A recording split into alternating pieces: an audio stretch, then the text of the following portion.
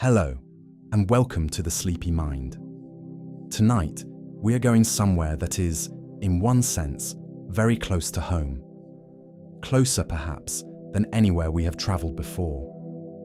We are going inside the tired mind itself, not to fix it, or to diagnose it, or to alarm it with what it finds there. Only to understand it gently, the way you might finally sit down with something you have been carrying a long time and simply look at it in the quiet. Mental exhaustion is one of the most common experiences in modern life and one of the least understood. We know it when we feel it. The heaviness behind the eyes. The way a simple question can feel at the end of a long day, like an obstacle rather than a conversation. The sense that the mind, which was sharp and willing this morning, has become something slower, less cooperative, harder to reach. And yet, for something so familiar, it remains strangely invisible. We push through it. We apologize for it. We mistake it for laziness or weakness or a failure of will. We do not often stop to ask what it actually is, what the brain is doing when it runs low, and what it is trying, quietly and persistently, to tell us. Mental exhaustion is not simply the absence of energy, it is a signal. A considered biological communication from a system that has given a great deal and is asking, with some patience, to be allowed to recover. It is the brain's way of drawing a line at the end of a long effort and saying, softly but clearly, that is enough for now. And there is something worth knowing about what lies on the other side of that line. If these slow journeys into understanding help you find your way to sleep, I would gently invite you to like this video or subscribe to The Sleepy Mind. It helps more tired and curious people find their way here on quiet evenings, just like this one. For now, though, there is nothing required of you. No decisions left to make tonight. No problems waiting to be solved. No effort that cannot be set aside until morning. Let your shoulders release from wherever they have been holding. Let your hands rest without gripping anything. Let your breath move at whatever pace it chooses, slow and unhurried, entirely its own. The mind that has worked so hard today is allowed, right now, to simply rest inside what it hears. Let's begin. There is a particular kind of tiredness that sleep alone does not always explain. A heaviness that settles behind the eyes long before the body has been asked to do anything strenuous. A slowness in the thinking that arrives not from illness, not from grief, but simply from the long, accumulated effort of being present and attentive in a world that asks a very great deal of both. This is mental exhaustion, and it is worth understanding because most of us meet it daily without quite knowing what we are meeting. Mental exhaustion, which researchers prefer to call cognitive fatigue, is a state in which the brain's capacity to sustain attention, make decisions, and regulate its own emotional responses has been significantly reduced by prolonged mental effort. It is not the same as physical tiredness, though the two can arrive together. A person can be completely, genuinely mentally depleted while their body remains rested and physically capable. And the reverse is equally true. These are separate systems, speaking different languages, operating under different constraints, even as they share the same quiet body. This distinction matters more than it might seem. When we mistake mental exhaustion for laziness or for a failure of willpower, we are misreading the signal entirely. Cognitive fatigue is a measurable neurological state. It has identifiable biological markers. It can be observed in brain scans, traced in chemical concentrations, detected in patterns of slowing response and narrowing judgment. It is not a moral condition. It is a physical one, expressed in the most private and interior space we possess. Researchers describe mental exhaustion as a signal, a considered biological communication from the brain that its regulatory resources have been drawn upon heavily and require time to recover. This framing is both accurate and, in its quiet way, generous. The brain, in its exhaustion, is not failing. It is reporting. It is doing precisely what a well-designed system does when it has reached a limit. It says, clearly and without drama, that what has been spent needs time to be restored. What produces this state is varied and sometimes surprising. Sustained concentration over long hours is the most obvious cause, the kind of focused work that empties a person by evening in a way that a morning of physical labor does not always replicate. But mental exhaustion is also produced by prolonged emotional labor, by the effort of managing one's responses in demanding social situations, by chronic stress that keeps the brain's regulatory systems working at elevated capacity over weeks and months. Repeated decision-making depletes it. So does the sustained effort of suppressing thoughts and feelings, which turns out to be surprisingly expensive work, even when it appears to an outside observer that nothing is happening at all. The experience of mental exhaustion has been with human beings for as long as human beings have existed, but the language for it has shifted across time. In the 19th century, a condition called neurasthenia, meaning nervous exhaustion, was widely diagnosed and taken seriously as a genuine medical complaint. Its symptoms, including fatigue, difficulty concentrating, emotional fragility, and a pervasive sense of depletion, map closely onto what researchers now call chronic cognitive fatigue. The name has changed. The experience it points to has not. What modern neuroscience has added is the ability to observe mental exhaustion as it happens. Using brain imaging technology, researchers have watched the activity patterns of a working brain shift in real time as cognitive resources are drawn down over the course of a sustained task. The brain does not empty dramatically. It changes slowly and measurably in the way that a landscape changes through a long afternoon. The light shifts. The quality of shadow deepens. Something that was available an hour ago is less available now. And in that gradual visible change, there is something worth sitting with. The mind's depletion is not a failure of character. It is the honest record of effort honestly spent. That is, perhaps, the most important thing to hold as we begin this gentle exploration. Mental exhaustion is not something to be ashamed of, pushed through indefinitely, or ignored until it can no longer be ignored. It is the brain's own honest accounting. And in that honesty, there is already the beginning of something like rest. To understand why the mind tires in the particular way it does, it helps to look a little more closely at what is happening beneath the surface of thought, at the quiet, costly economy that keeps every moment of awareness running. The brain is an extraordinary consumer. It accounts for roughly 2% of the body's total weight, a modest fraction by any measure.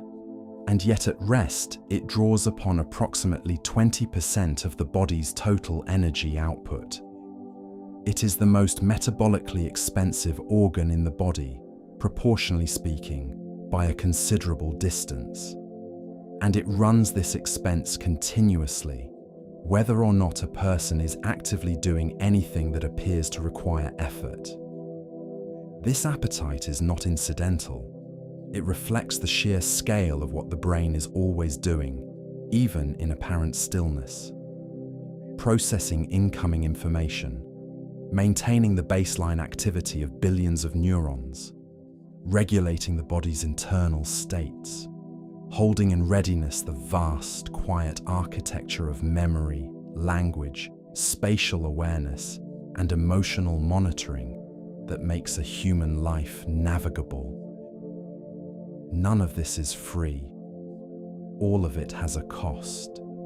Despite this enormous appetite, the brain has very limited capacity to store its own fuel. Unlike muscle tissue, which can hold reserves of glycogen for sustained physical effort, the brain relies almost entirely on a continuous supply of glucose delivered through the bloodstream. It is, in this sense, a system that lives hand to mouth, moment to moment.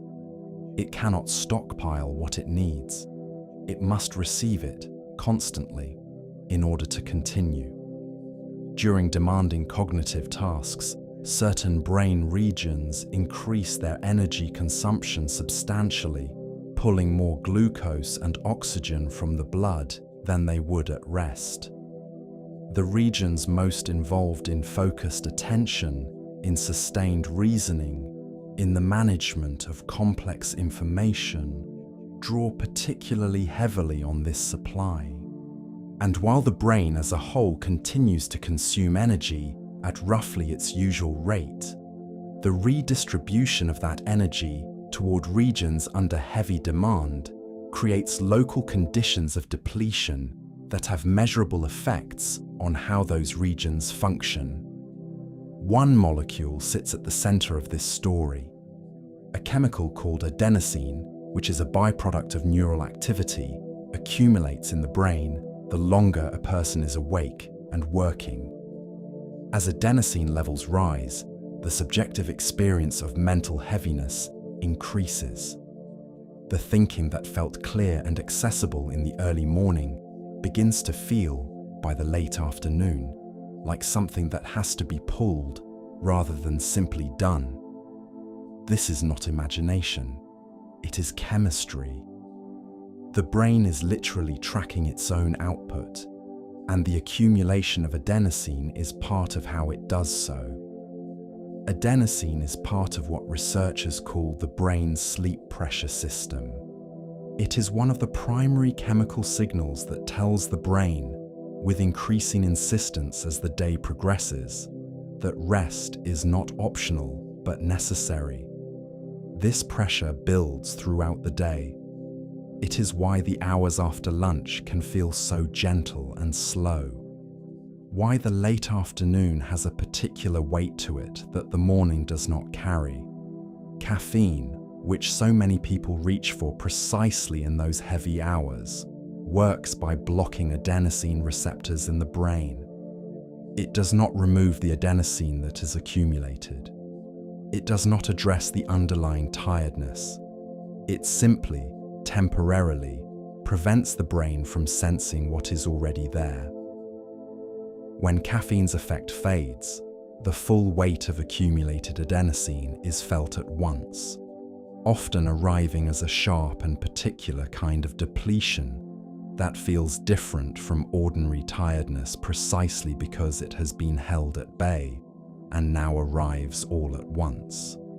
The prefrontal cortex, the region most closely associated with reasoning, planning, and the regulation of impulses and emotions, is particularly vulnerable to the effects of this kind of fatigue. As cognitive fatigue increases, the prefrontal cortex becomes measurably less effective at its most important work. It struggles to suppress impulsive responses. It finds it harder to maintain goal-directed behavior in the face of distraction. The judgment that felt reliable and steady in the morning becomes, by evening, something more uncertain. And yet the brain does not simply stop under these conditions. It compensates. Other regions work harder to maintain performance as the most depleted areas flag. this compensation has its own cost. It extends the reach of depletion across the brain. It means that sustained cognitive work does not simply tire the parts of the brain most directly involved. Over time, it tires the whole. The brain, in other words, is not separate from the rest of the body's economy. It participates in it, depends on it, and communicates with it in ways that make the metaphor of an energy budget not merely poetic, but genuinely precise. And when that budget runs low, the effects are not confined to thinking. They spread slowly and quietly into everything. Which brings us to one of the most pervasive and least recognized forms of mental depletion in modern life. The peculiar exhaustion of having to make, hour after hour, the constant small weight of choice. Every decision costs something. This is not a metaphor. It is a measurable fact about how the brain manages its resources. The act of choosing, of weighing options and arriving at a conclusion, draws upon a finite cognitive reservoir. And that reservoir, like any other, can be drawn down too far. Decision fatigue is the name researchers have given to the specific form of mental exhaustion that results from making too many choices in too short a time. Its effects are not always felt as tiredness in the ordinary sense. More often, they arrive as a quiet degradation in the quality of judgment, a drift towards simpler options, a growing resistance to anything that asks for careful consideration, a sense, not always conscious, that the effort of deciding has become heavier than the decision itself.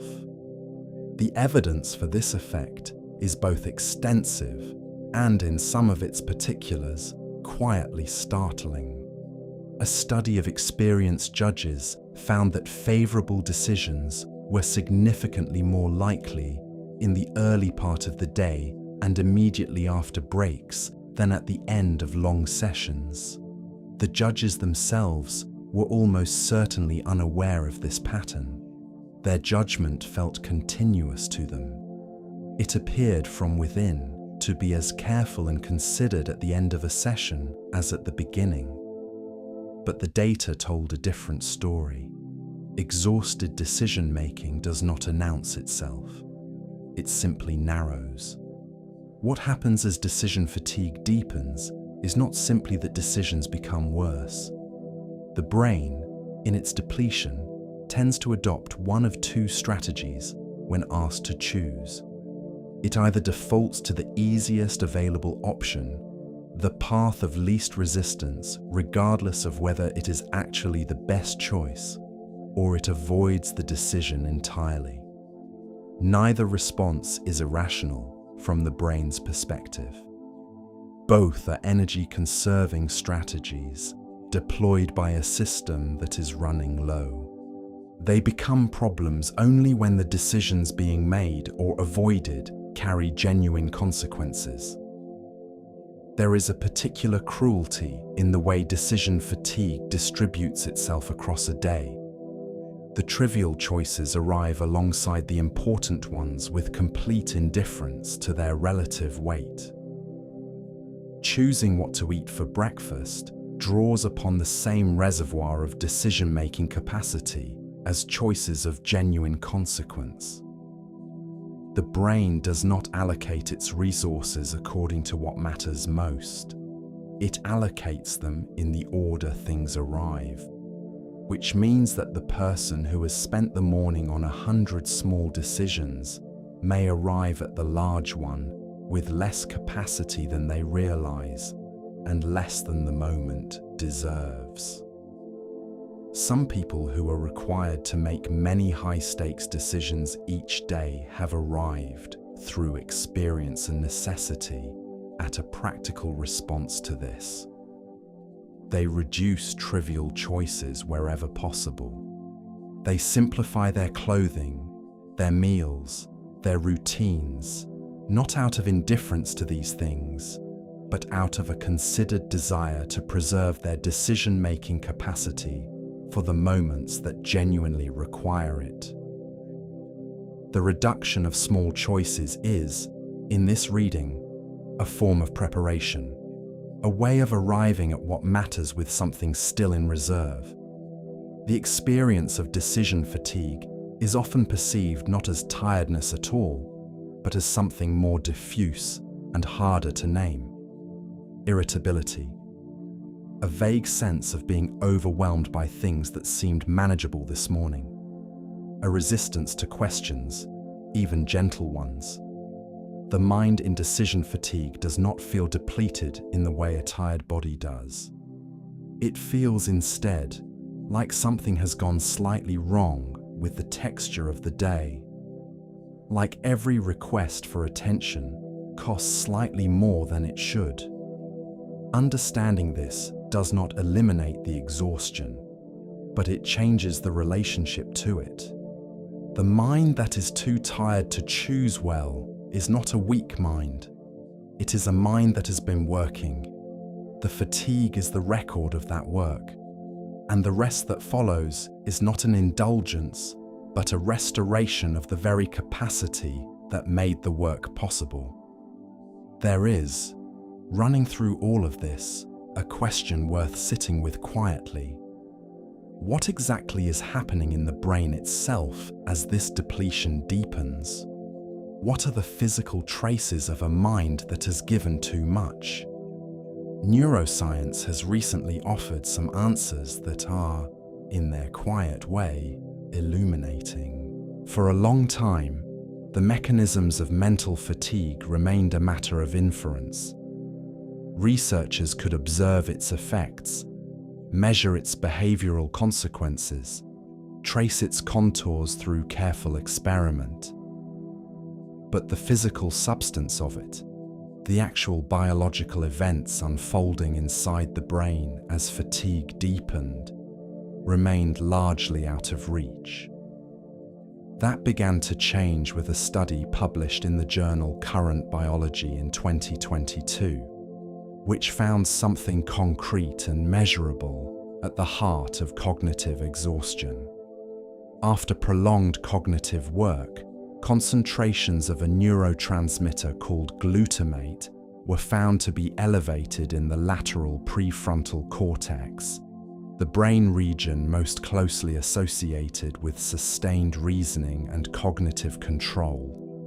This accumulation was not merely an accompaniment to fatigue, it appeared to be a cause of it. Glutamate is the brain's primary excitatory neurotransmitter, the chemical that drives neural firing and sustains the activity of cognitive networks. Under normal conditions, glutamate is released, used, and then carefully recycled by surrounding cells. But when neural activity is intense and sustained over many hours, glutamate can accumulate in the spaces between neurons faster than it can be cleared away. This excess appears to act as a kind of signal of overuse. The brain, sensing elevated glutamate in a key region, begins to shift its behavior in ways that reduce further demand on that region. The practical consequence of this shift is both measurable and revealing.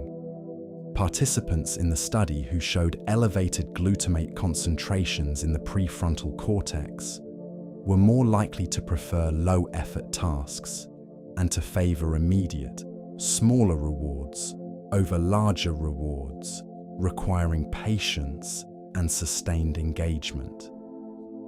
The fatigue was not only changing how the brain felt, it was changing what the brain was willing to do. The cost-benefit calculation at the heart of effort and motivation was being quietly revised in real time by the chemistry of depletion.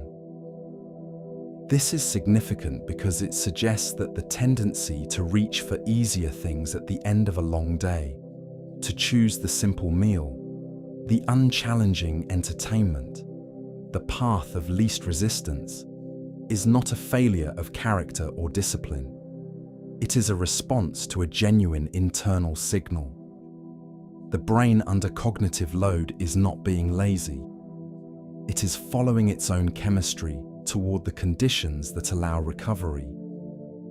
The region implicated in this process, the lateral prefrontal cortex, plays a central role in what researchers call cognitive control. This is the cluster of capacities that allows a person to stay on task in the presence of distraction, to resist impulsive responses in favor of considered ones, to hold multiple pieces of information in mind simultaneously, and to adjust behavior flexibly when circumstances change.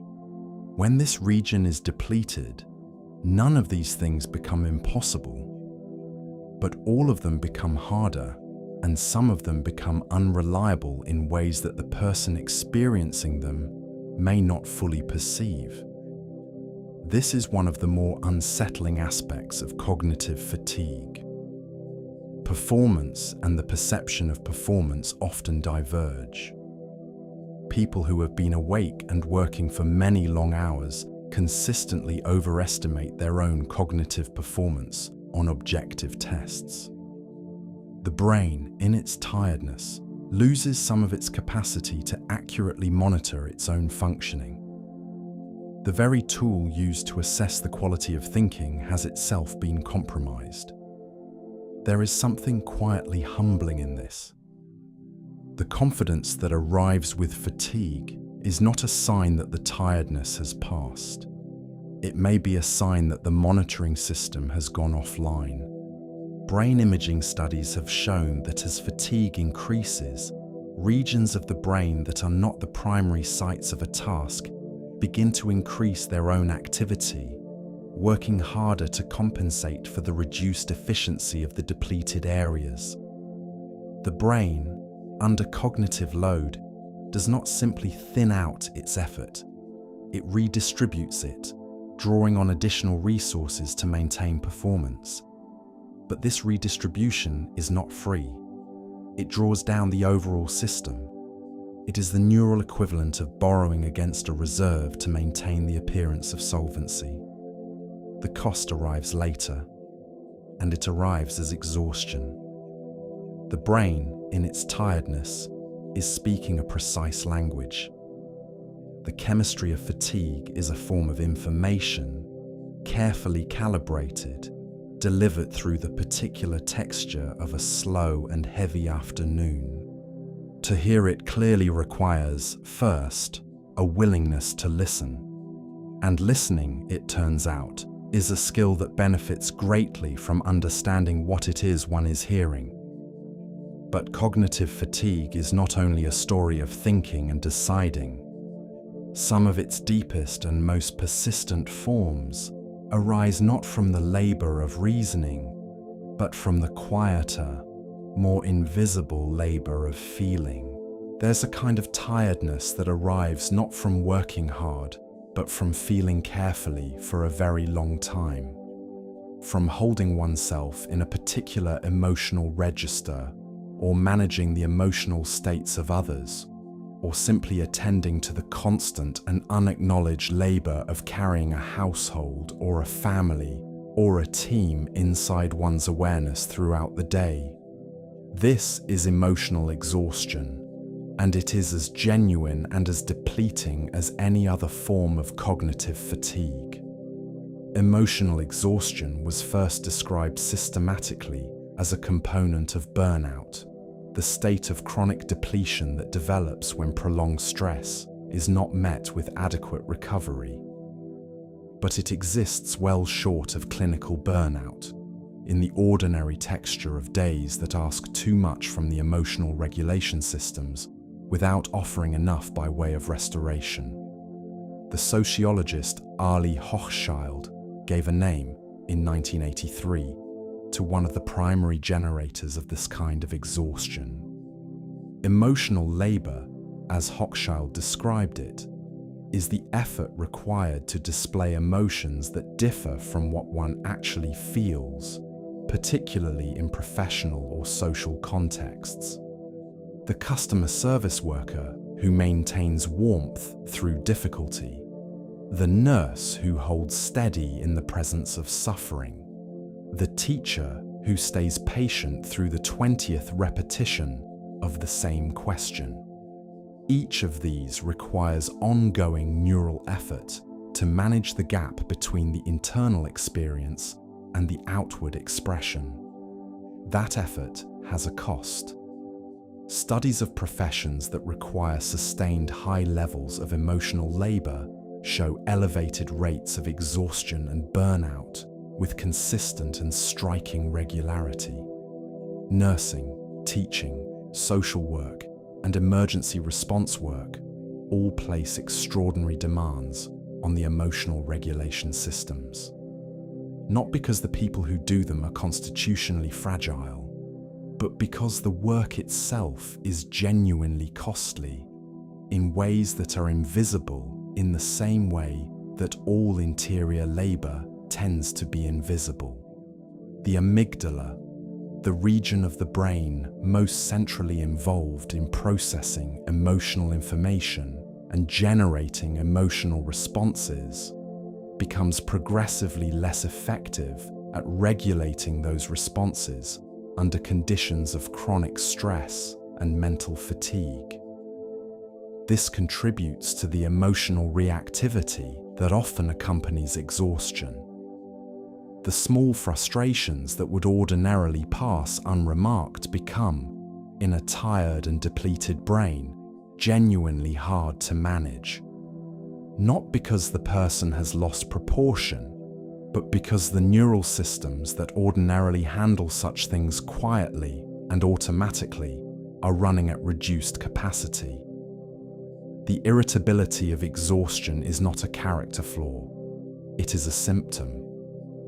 Alongside emotional labor sits another form of invisible cognitive work that has received increasing research attention. The mental load, sometimes called invisible labor, describes the sustained background effort of tracking, managing, and anticipating the needs of a household, family, or organization. It is the constant low-level computation of what needs to be done, what has been forgotten, what is coming next, what might go wrong. It runs continuously, underneath the surface of the rest of life, drawing on attentional resources that are never quite fully available for anything else as a result. Research has found the mental load to be a significant and often underestimated source of cognitive fatigue, particularly for those who carry it disproportionately. It is not dramatic. It does not arrive with the obvious weight of concentrated work, but it is persistent. It does not pause when its carrier is resting, or socializing, or trying to sleep. It hums quietly in the background, and that hum has a cost that accumulates over time in ways that can be genuinely difficult to trace back to their source. One of the more counterintuitive findings in the psychology of mental exhaustion concerns thought suppression. The psychologist Daniel Wegner showed, through a series of careful experiments, that actively trying not to think about something tends to produce an increase in precisely the thoughts one is attempting to avoid. The effort of suppression is expensive, and the expense does not purchase the intended result. It purchases instead a kind of preoccupation that is particularly hard to set down. Empathy carries its own metabolic cost, which is worth holding with some tenderness. The sustained effort of genuinely attending to another person's inner experience, of feeling alongside them rather than simply observing them, engages neural resources in ways that are real and significant. The phenomenon of compassion fatigue observed in caregivers and helping professionals is not a failure of care. It is evidence of how much care was genuinely given. All of this invisible labor, the emotional management, the background tracking, the empathic attending, shares a common quality. It happens beneath the surface of what is visible to others, and often beneath the surface of what is visible to the person doing it, which means it tends to accumulate in ways that are not tracked, not valued, not scheduled for recovery. It simply builds, slowly and quietly, until one day the weight of it becomes unmistakable. And when that weight finally announces itself, what the body and mind both need is something that turns out to be more complex and more interesting than simply doing less. They need to sleep. Sleep is not the absence of wakefulness. It is not downtime, in the way that a machine is said to be in downtime when it is not running. It is one of the most active and important things the brain does in the course of a day. And for the exhausted mind, it is the primary mechanism of genuine restoration. During sleep, the brain does something it cannot do nearly as effectively while a person is awake. It clears.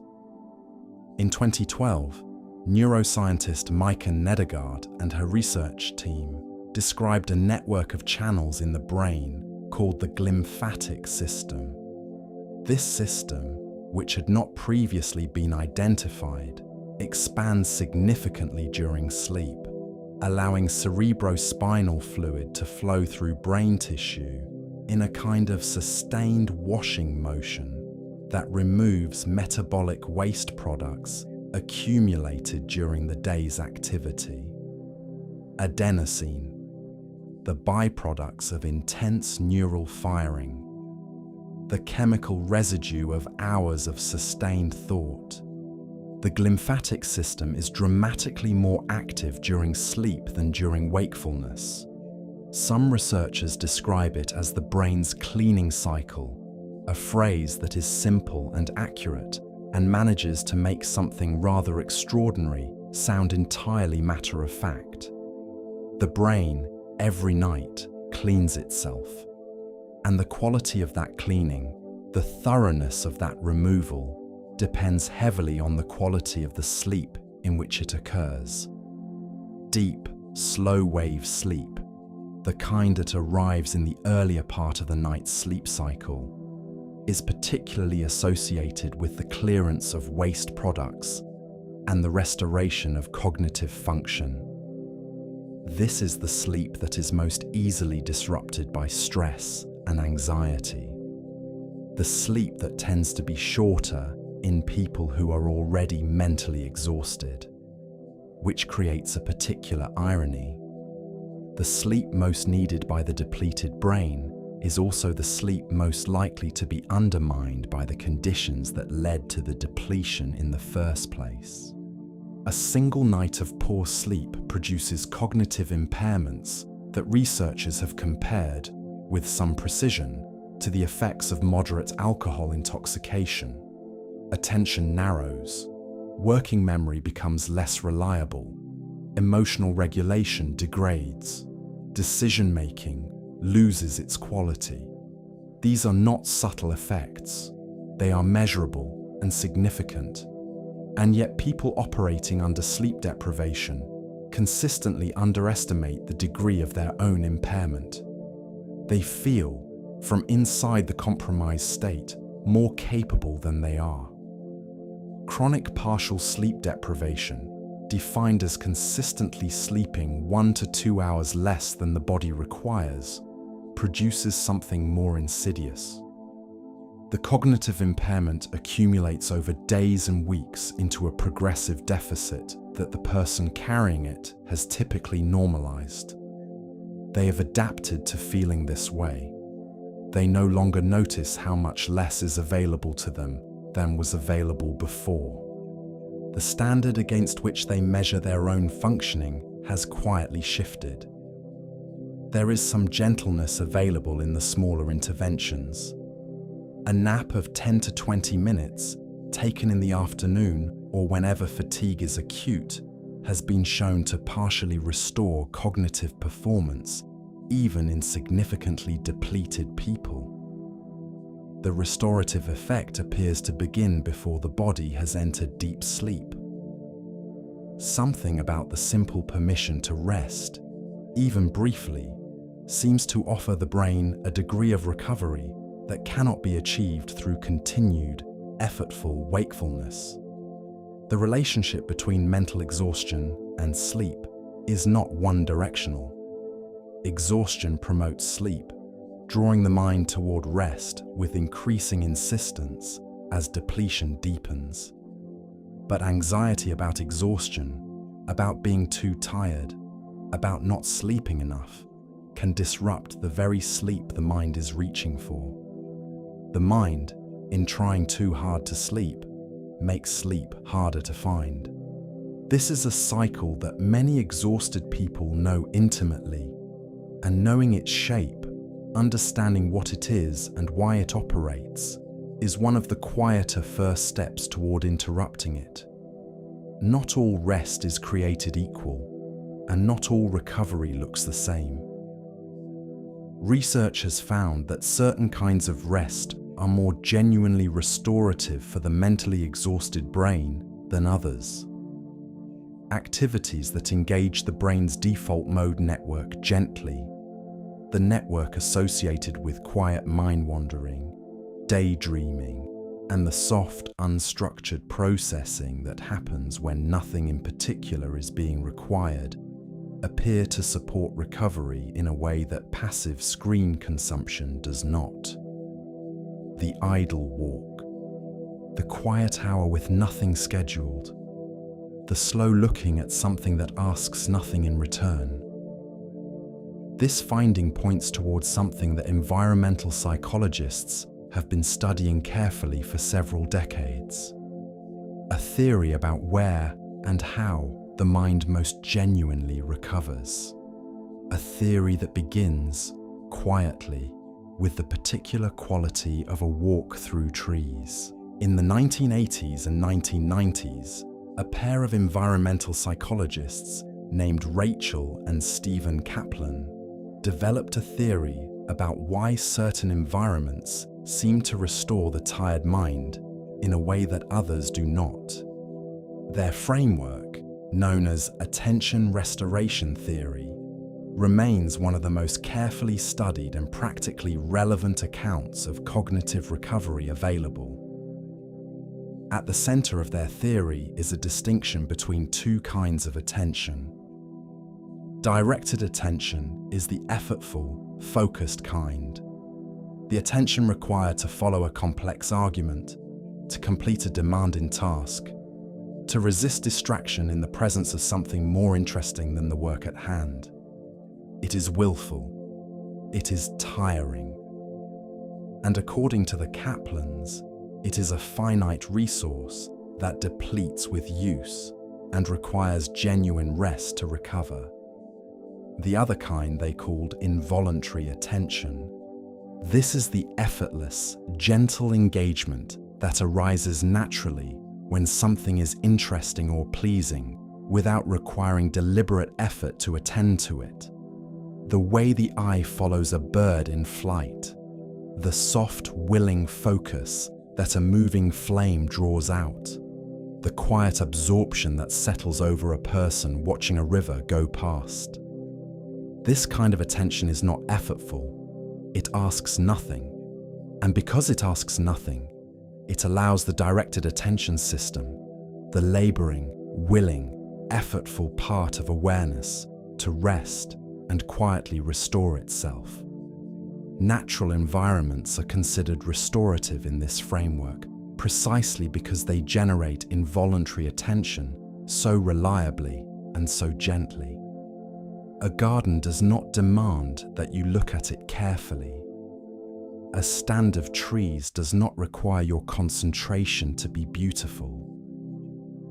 The sky in the late afternoon offers itself freely, without insisting that you do anything in return. And in that quality of offering without requiring, the depleted mind finds the conditions it needs to begin recovering. The evidence for this effect is both broad and specific.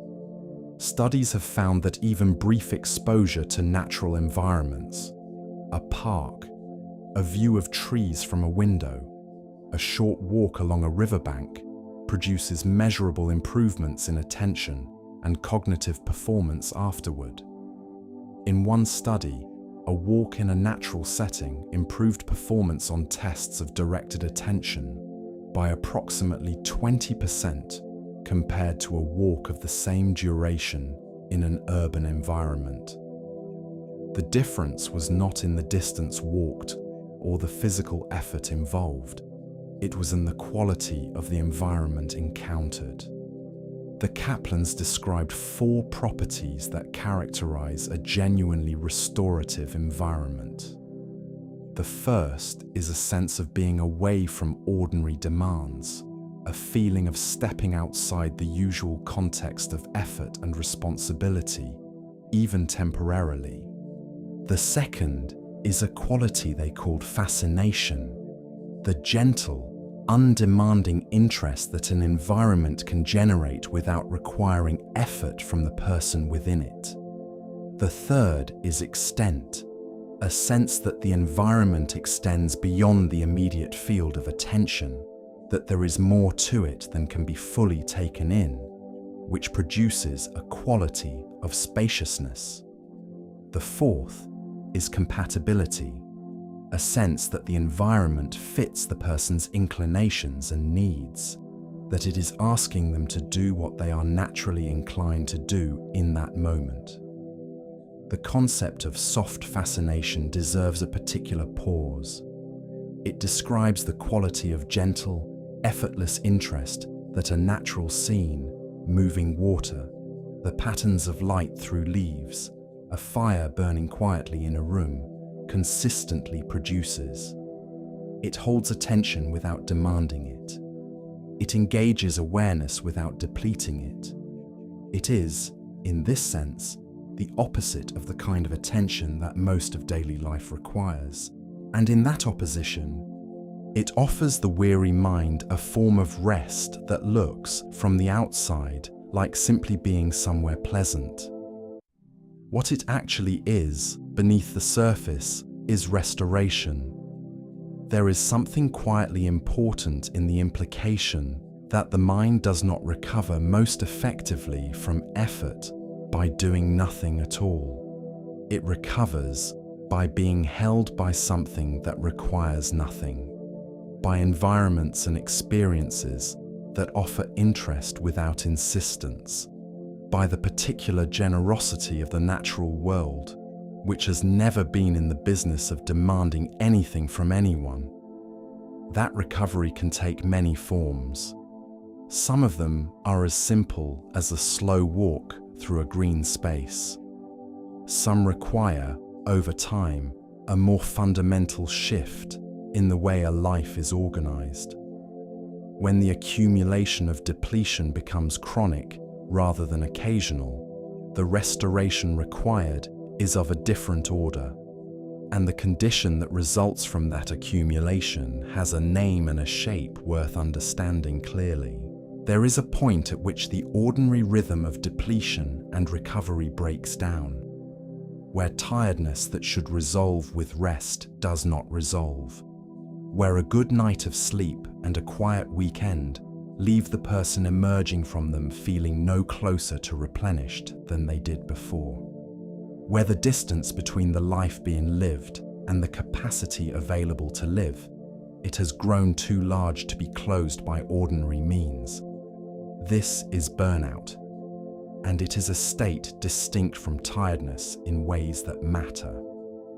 The psychologist Herbert Freudenberger first described burnout systematically in 1974, drawing on observations of volunteers working in mental health settings who, over time, had become not merely tired, but hollowed out, depleted in a way that went beyond fatigue, changed somehow in their relationship to the work and to themselves. The word he chose, burnout, a thing that has been consumed from within, carries the quality of that change accurately. What remains after burnout is the shell of the structure. The fuel that kept it going has been used entirely. The World Health Organization recognized burnout in its International Classification of Diseases in 2019, defining it as an occupational phenomenon resulting from chronic workplace stress that has not been successfully managed. Its three defining characteristics are exhaustion, cynicism, or emotional detachment from work, and a reduced sense of personal efficacy. Not merely tiredness, but a specific restructuring of a person's relationship to what they do and to their sense of what they are capable of doing.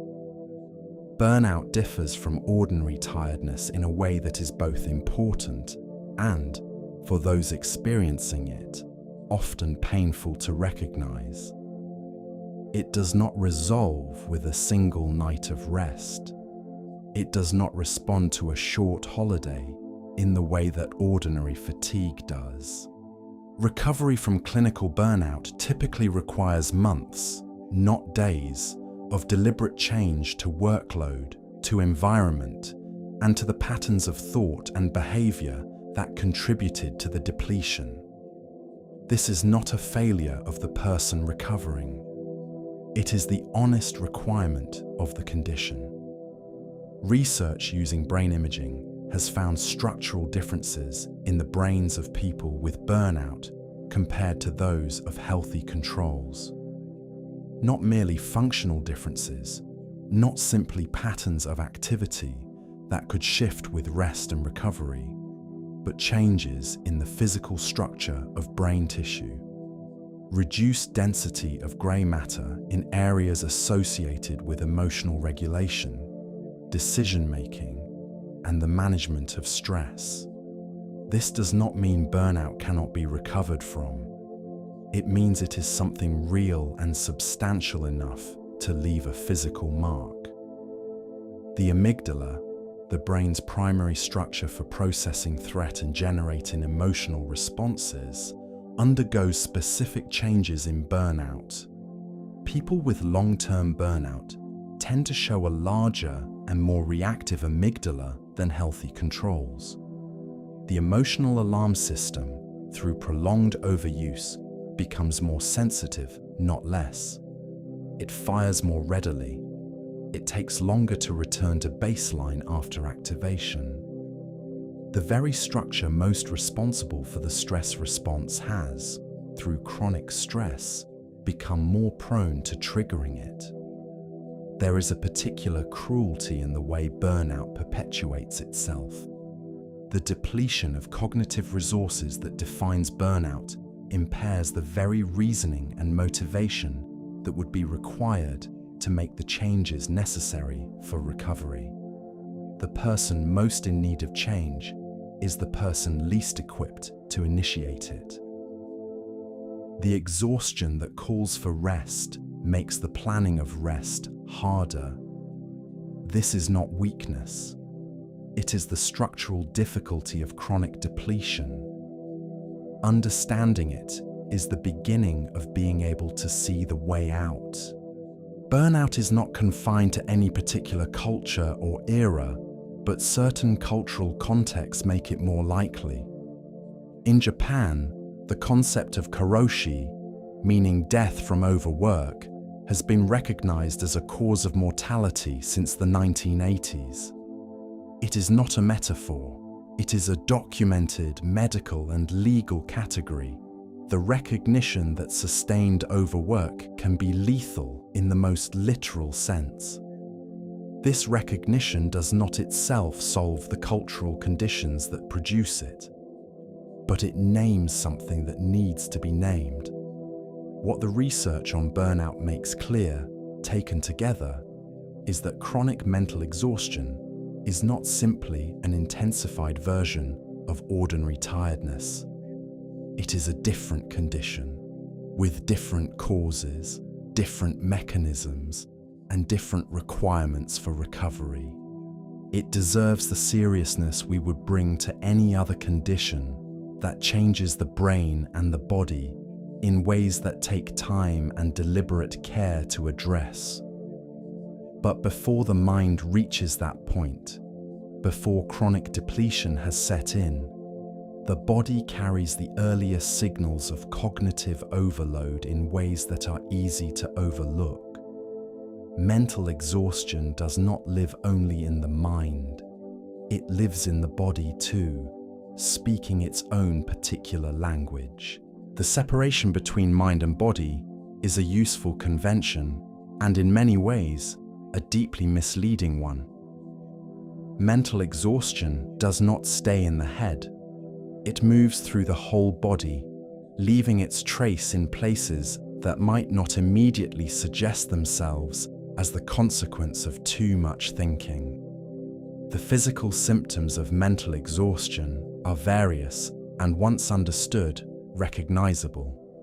Headaches that arrive in the late afternoon and resist easy explanation. A particular heaviness in the limbs, as though the body has been working physically when it has been only sitting. Muscle tension held in the shoulders, jaw, and the back of the neck, the result of hours of sustained focus in which the body is asked to remain still while the mind labors intensely. A slowing of reaction time, measurable on tests, even when the person has not noticed it themselves. Disrupted digestion, and increased sensitivity to pain. The world, through the filter of mental exhaustion, simply costs a little more. These symptoms trace back, in part, to the body's physiological stress response. When the brain perceives demand, whether from a physical threat or from sustained cognitive pressure, it initiates a cascade of hormonal responses.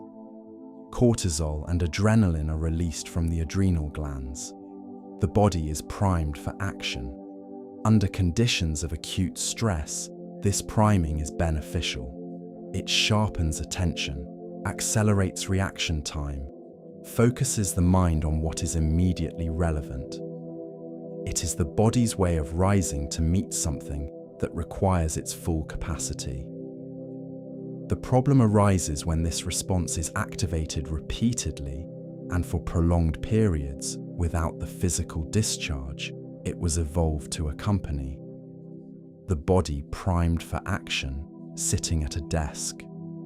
The stress hormones released, with nowhere to go. Cortisol, in particular, has a complex relationship with mental performance. In the short term, it is an ally, promoting alertness and focus. But chronically elevated cortisol is associated with impaired memory consolidation, suppressed immune function, and disrupted sleep. The hormone that helps in the acute moment can cause harm over the long stretch. The vagus nerve, the body's longest cranial nerve, and the primary connection between the brain and the major organs of the chest and abdomen, plays a significant role in recovery from mental exhaustion. Vagal tone, a measure of the resting activity of this nerve, is associated with greater resilience to both cognitive and emotional fatigue. People with higher vagal tone tend to recover from stress more efficiently. They return to baseline more readily after activation. Their nervous systems are, in a sense, more elastic. The breath is one of the most direct and accessible routes to this system.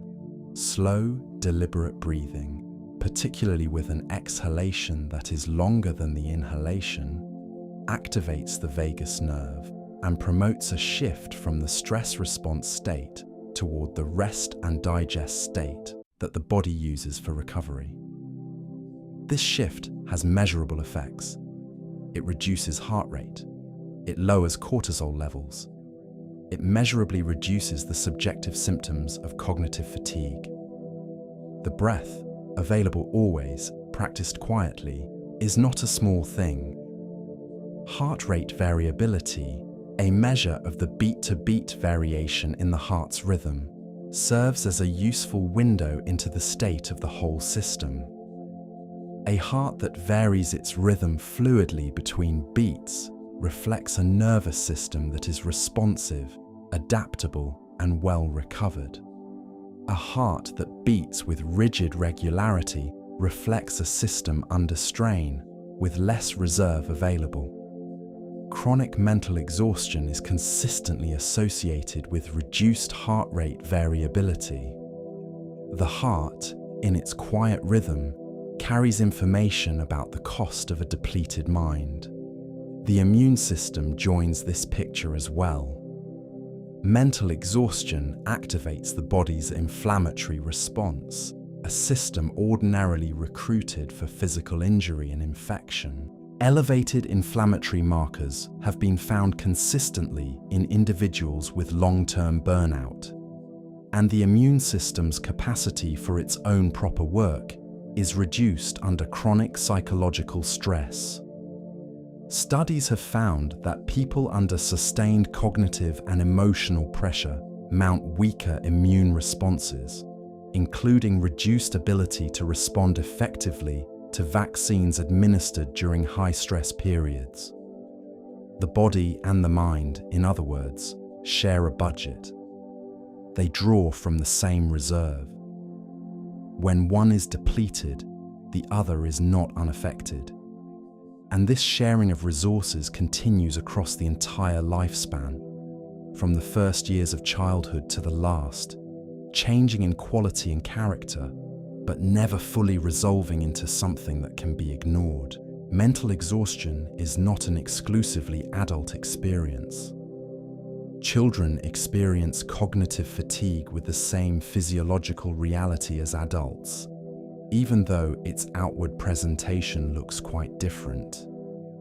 A child who has reached the end of their cognitive capacity does not typically report feeling mentally depleted.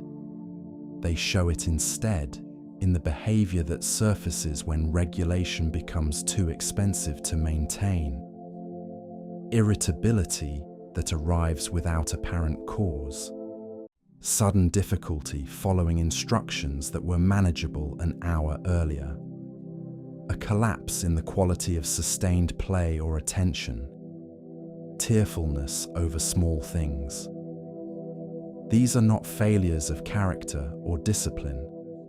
They are the body's honest communication that the cognitive limit has been reached. The developing brain is particularly sensitive to the conditions in which it finds itself.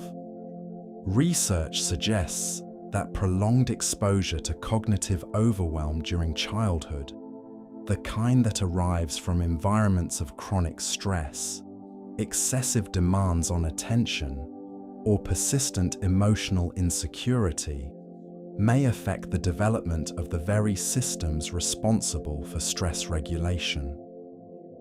The brain that is consistently overloaded during the years it is building its own architecture builds that architecture under conditions of strain. The effects can be long-lasting and subtle. Adolescence brings its own particular confluence of cognitive challenges. The brain is undergoing rapid and significant reorganization during the teenage years, with extensive changes in the structure and connectivity of regions involved in emotion, motivation, reward, and social behavior. Hormonal changes add to this already complex picture, and onto this actively transforming neural architecture are placed the demands of academic pressure, complex social navigation, and the management of an emotional life that is, by design, more intense than it will be later. The adolescent prefrontal cortex, the region that governs planning, decision-making, and the regulation of impulses, is not fully developed until the mid-20s. This is not a deficiency. It is the normal developmental timeline of a region that requires years of experience and maturation to reach its adult form.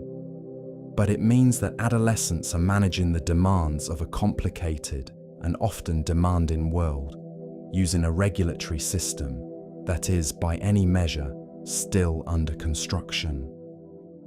Their exhaustion, when it arrives, is not simply the exhaustion of effort. It is the exhaustion of a system working beyond its current means. Midlife brings a different convergence. For many adults, the years between their 40s and their mid-50s represent a period in which the cognitive demands of life reach their combined peak. Professional responsibility tends to be at or near its highest. Children, if present, are often at stages requiring intensive attention and support. Parents are aging, and the demands of caring for them begin to arrive alongside everything else. These pressures do not take turns. They arrive simultaneously, drawing upon the same cognitive and emotional resources, and the experience of this convergence is one of the more consistent sources of mental exhaustion reported by adults in this period.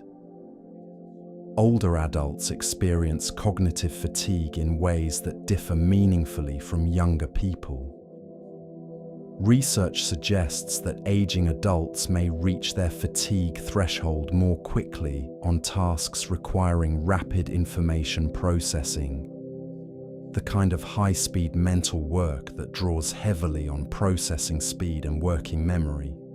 But they may demonstrate greater endurance on familiar tasks, where accumulated expertise and long-practiced knowledge allow them to work efficiently without drawing as heavily on the directed attention systems that tire most easily. The relationship between aging and cognitive fatigue is closely bound to sleep. In older adults, the disruption of sleep architecture that often accompanies aging, including reduced time in deep, slow-wave sleep and more frequent nighttime waking, appears to be a significant contributor to daytime cognitive fatigue. The brain's cleaning cycle, dependent on deep sleep to function optimally, becomes less efficient.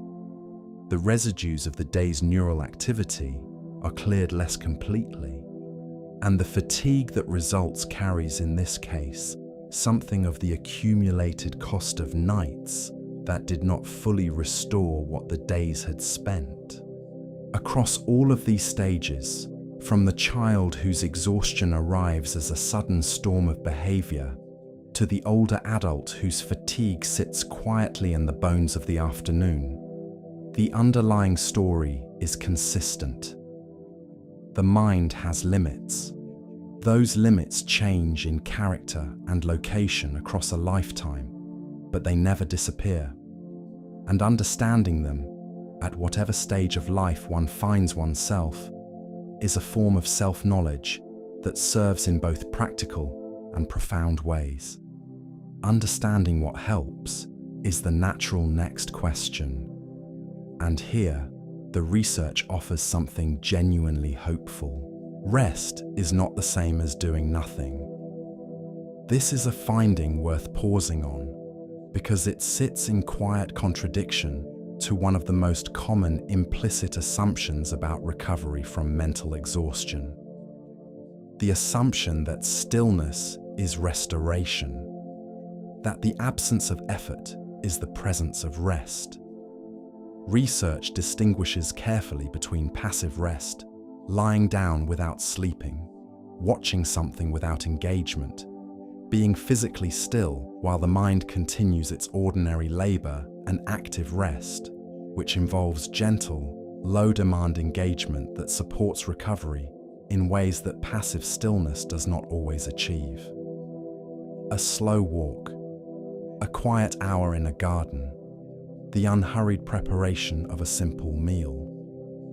These are not merely pleasant alternatives to work. They are, in a measurable sense, more restorative than the passive inactivity that tends to be mistaken for recovery.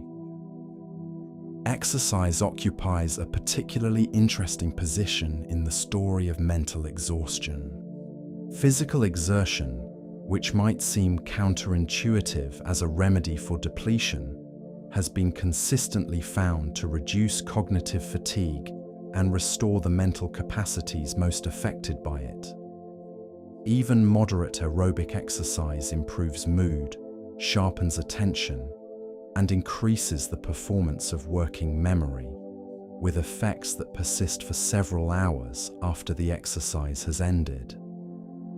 The mechanism involves changes in the brain's chemistry, including increases in the availability of neurotransmitters associated with motivation and positive affect, and the release of proteins that support neural health and plasticity. Mindfulness meditation has accumulated a substantial body of research support as a genuine intervention for mental exhaustion. Regular practice has been shown to reduce perceived cognitive fatigue, to improve the efficiency of attentional networks, and to increase the brain's capacity to sustain focus without accumulating depletion as rapidly. Studies of experienced meditators have found that they show measurably less neural depletion after sustained attention tasks than people who do not meditate. The practice appears to do something specific and useful to the directed attention system, increasing its efficiency and expanding the range of conditions under which it can function without tiring. Social connection, in a particular form, also plays a restorative role. Time spent with people who require no performance, no management of impression, no emotional labor, no careful navigation of social complexity, appears to serve a function similar to genuine rest. It is the quality of the connection that matters here, not merely its presence. Social engagement that is demanding, that requires careful self-monitoring or emotional management, depletes rather than restores. But connection that is genuinely comfortable and undemanding, in which a person can be fully themselves without effort, replenishes the emotional and cognitive reserves in ways that are consistent and measurable. The practice of psychological detachment from work during non-work hours deserves particular attention because it is both one of the most effective predictors of recovery from work-related mental exhaustion and one of the most consistently undermined by modern work culture. Detachment, defined as genuinely disengaging, mentally and emotionally, from professional demands and concerns during time away from work, allows the systems most stressed by work to actually recover rather than simply waiting at low idle for the next demand to arrive. The person who stops working at 6 in the evening but continues to monitor their work correspondence, to think through tomorrow's problems, and to hold work concerns in active awareness has not really stopped working. They have simply changed its form. Rumination is perhaps the most reliable enemy of recovery available. The repetitive, circular mental replaying of past events or future concerns keeps the prefrontal cortex engaged in unproductive, effortful processing during precisely the periods when it most needs to be released from demand. The person lying in bed thinking about yesterday's difficult meeting, turning it over and over without arriving anywhere new, is not resting. They are working, in the most expensive possible way, on something that working cannot resolve. Boredom, which tends to be treated in modern life as something to be urgently eliminated, turns out to serve a restorative function worth respecting. Periods of mild, unstructured boredom are associated with increased mind-wandering and the gentle associative thinking that characterizes activity in the default mode network. This kind of thinking, sometimes dismissed as unproductive, supports cognitive recovery and has been associated with creative insight. The mind that is allowed to wander freely, without direction or demand, is not wasting time. It is doing something that focused, directed work cannot do for itself. Nature, as attention restoration theory suggests, consistently reduces subjective mental fatigue. Even brief contact with green spaces, with moving water, with natural light filtering through trees, produces measurable reductions in stress markers and improvements in cognitive performance. This effect does not require prolonged immersion. It does not require wilderness or unusual beauty. It requires only the presence of something that engages attention gently, without asking anything in return.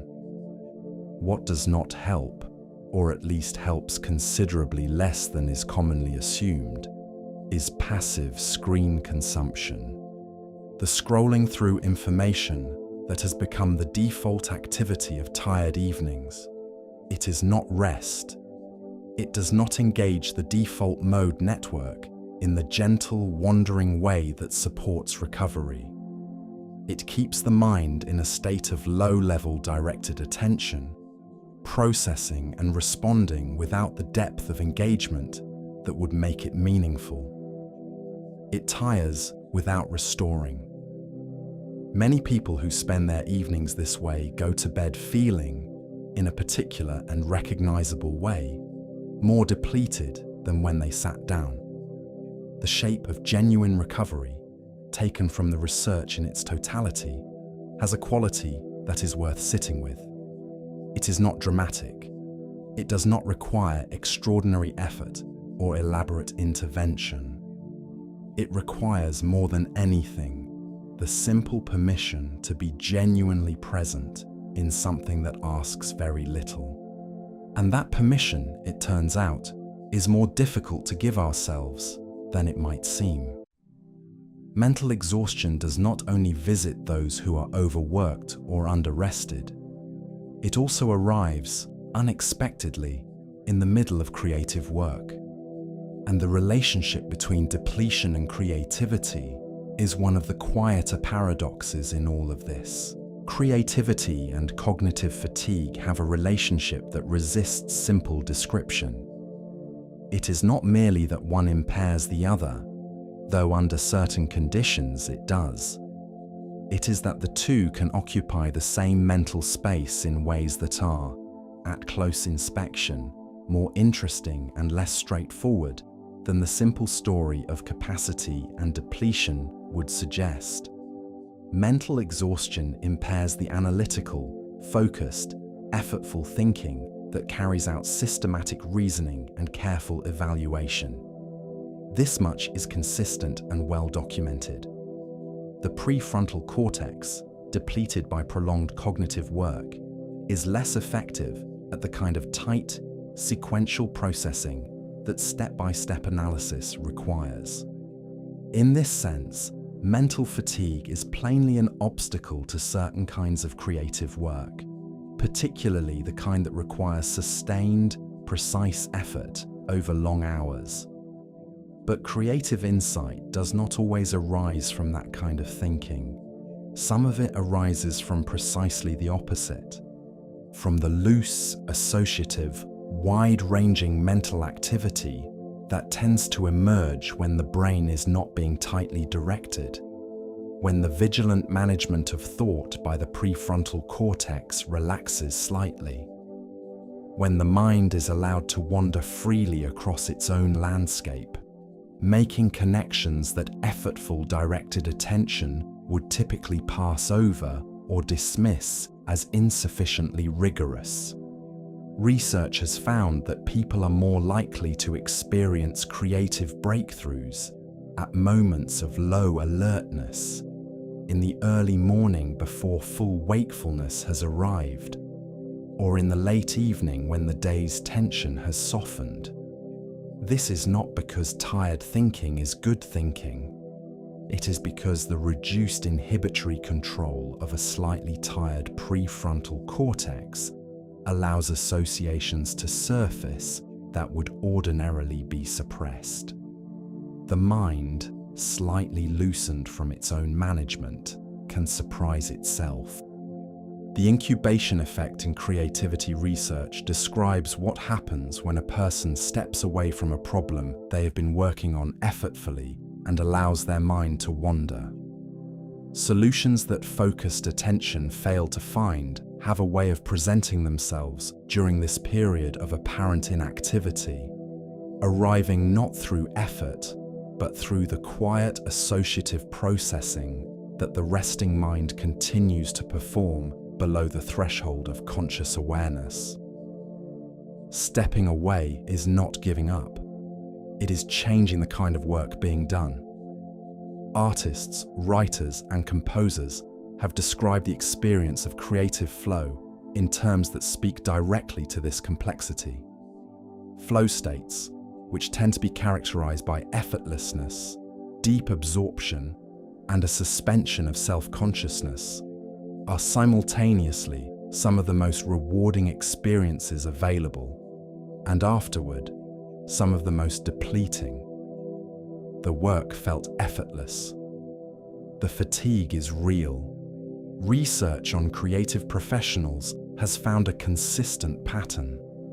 The most innovative and unexpected work tends to appear in the early stages of a project, before the accumulated fatigue of extended engagement begins to narrow the thinking and make familiar approaches seem more appealing than genuinely new ones. Sustained engagement with a creative problem carries the same risk as sustained engagement with any other demanding cognitive task. Over time, the repertoire of available responses narrows. The thinking that was wide and open at the beginning becomes, gradually, more constrained.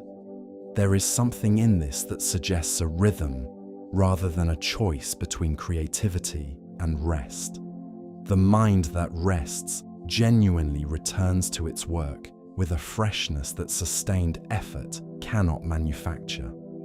The writer who steps away from the page, who walks, who allows the mind to wander, who sleeps fully and without guilt, is not abandoning the work. They are cultivating the conditions in which the best work becomes possible. Rest, in this reading, is not the opposite of creativity. It is its quiet partner, and the conditions in which the mind is most depleted are increasingly the conditions of ordinary modern life. The information environment of the present moment places demands on human attention that are without precedent in the history of the species, and understanding those demands is part of understanding the particular quality of exhaustion that so many people carry today. The human brain did not evolve in the information environment of the present moment. Its attentional systems, its capacity for sustained focus, its management of competing demands, all of these developed over hundreds of thousands of years in conditions of significantly lower information density and considerably slower pace. The world in which these systems were built was not without complexity or difficulty, but it was a world without the continuous, accelerating stream of information, notification, and interruption that characterizes the environment of the contemporary knowledge worker. Research has found that the average knowledge worker is interrupted or switches tasks approximately every 3 to 5 minutes across a working day. Each of these interruptions carries a cognitive cost that extends well beyond the moment of interruption itself. The brain, returned to a task after an interruption, requires measurable time to restore the depth of focus it held before the interruption arrived. During that restoration period, thinking is shallower, more error-prone, more effortful. The cost of a single interruption is not just the seconds it took. It is the minutes of partial attention that follow it. The cumulative effect of this environment on the brain's directed attention systems is significant. Attention that is repeatedly pulled from its object and required to reorient does not strengthen through this exercise. It is depleted by it. The capacity for deep, sustained focus, which is both cognitively expensive and extraordinarily productive when it can be maintained, is precisely the capacity most eroded by the conditions of modern information work. The always-on culture enabled by smartphones and remote communication tools has added a dimension to this that previous generations did not encounter. The psychological boundary between work time and recovery time, which is essential to genuine cognitive restoration, has become porous in ways that are both gradual and profound. The notification that arrives at 9 in the evening carries more than its own informational content. It carries the implicit message that the system is still running, that attention is still required, that the psychological state of recovery has not yet been permitted to begin. Research connecting constant connectivity to mental exhaustion consistently finds that this porousness of work-life boundaries is one of its primary drivers. The person who is technically not working but is monitoring their work communication is maintaining a state of cognitive readiness that has a metabolic cost. They are not resting, they are waiting, which is its own particular form of effort. Some cultures have named and managed the need for cognitive recovery in ways that carry practical wisdom worth noting quietly. In Japan, the concept of karoshi, meaning death from overwork, has been recognized as a documented cause of mortality since the 1980s, a sobering acknowledgement that the drive to keep working past the body's limits carries consequences that no amount of dedication can simply override. The Japanese concept of ma, which describes the value of negative space, of pause, of the interval between things, offers a different kind of cultural understanding. Ma is not emptiness in the sense of absence. It is emptiness understood as having its own quality and purpose. The space between notes that makes music possible. The pause in a conversation that allows what was said to be genuinely received. The gap in a day that gives the mind room to settle. Ma holds open the possibility that the intervals are not less important than what surrounds them. They are, in some cases, more important. The Danish concept of hygge, which describes a quality of warm, unhurried, cozy togetherness, has been interpreted by some researchers as a culturally embedded practice of cognitive recovery. The gathering around a warm light with no agenda and no performance required. The unhurried meal in comfortable company. The evening that does not need to produce anything.